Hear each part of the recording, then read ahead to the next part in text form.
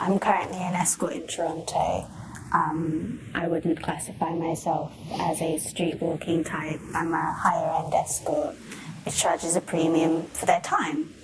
I started because I'm paying for my university education, and my parents are unable to help me with my schooling, and nor should they have to, really. In her volunteer work, Kate has counseled plenty of sex trade workers with horrific stories of abuse, but the 23-year-old never imagined she might one day face such danger herself. In my case, I was recently contacted through my booking address on my website to visit a man in Calgary.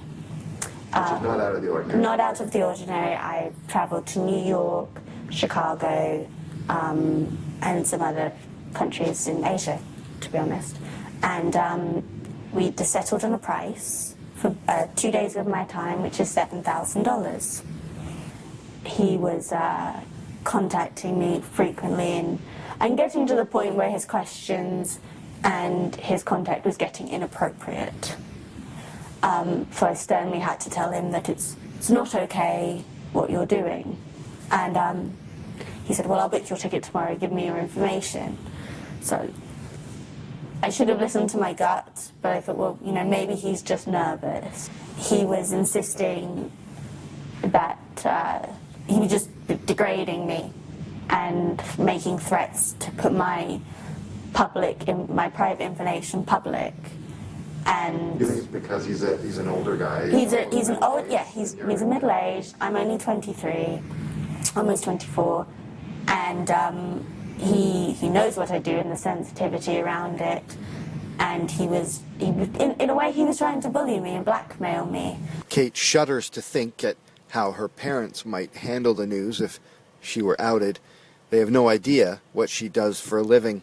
And more importantly, she worries that her career as a doctor could also be in jeopardy. I have a life outside of Kate, and it's quite active and involves a lot of family, and they obviously don't know what I do.